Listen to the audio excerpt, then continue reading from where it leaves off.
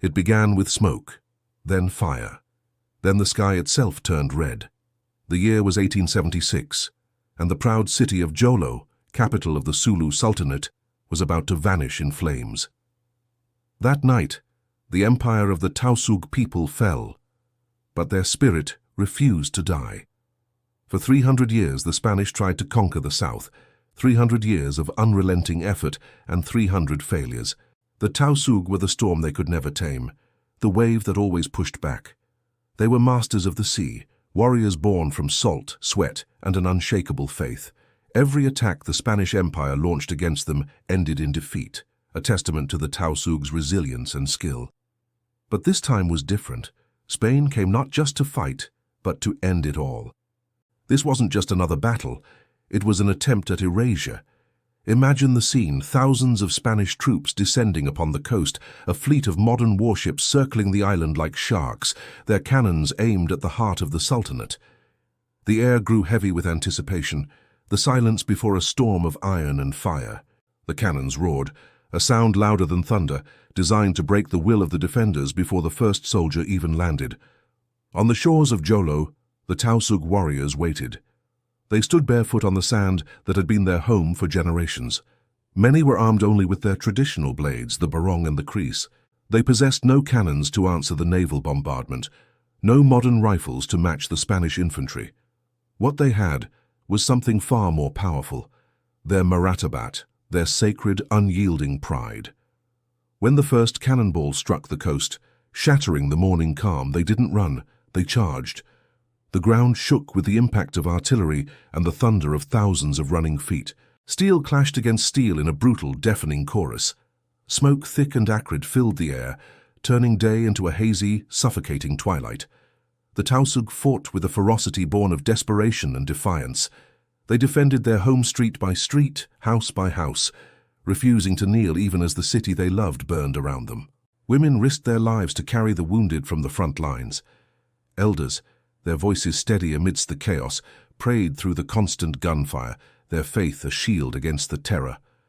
High above the inferno, the Sultan's flag flew one last time, a defiant symbol against a sky of smoke and flame, before it too disappeared into the haze. By nightfall, the fight was over. Jolo was gone. The Grand Mosque, a center of faith and community, was reduced to a pile of smoldering ashes. The Sultan's palace, once a symbol of power and culture, was now just crumbled stone. But the greatest loss was the archives. Centuries of history, literature and genealogy, all erased by the consuming fire. The Spanish called it a victory. They had captured the capital, destroyed the city, and declared the Sultanate finished. But for the Tausug, it was a moment of profound grief, a sorrow so deep it carved itself into their collective memory, into their very blood.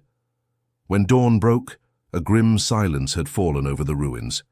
The invaders stood amidst the devastation, claiming victory over a ghost town, but they had not conquered the people, because the Tausug, under the cover of darkness and chaos, had already vanished into the hills. They carried their wounded, their children, and their unshakable faith. Most importantly, they carried a vow that no empire, no foreign power would ever truly own them. They had lost their city, their land, but they had never lost their soul. From the ashes of Jolo, a new generation rose. They were hardened by loss, but their pride remained unbroken. They were a people forged in fire, their spirit tempered like steel. They began the slow, arduous process of rebuilding what they could, and what could not be rebuilt. The history, the artifacts, the city itself, they carried in their hearts and in their stories, passed down from one generation to the next. The Spanish had burned a city, hoping to extinguish a culture. But the fire they started became the very flame that kept the spirit of the Tausug alive, a beacon of resistance that would burn for years to come. Empires rise and fall, wars fade into the pages of history books, but the spirit of a people, their will to exist, their connection to their identity, that can never truly be extinguished. And if you listen closely today, on the shores of modern Jolo, you can still hear it. It's in the whisper of the wind, in the rhythm of the waves that crash against the shore. It is the echo of a kingdom that once ruled the sea, a reminder of the night the Sultanate fell, and the spirit of the Tausug rose. Thank you for joining us on this journey into the past. If you found this story powerful, please consider liking this video and subscribing to IntellectAxis for more deep dives into history. Your support helps us keep these important stories alive. We'll see you next time.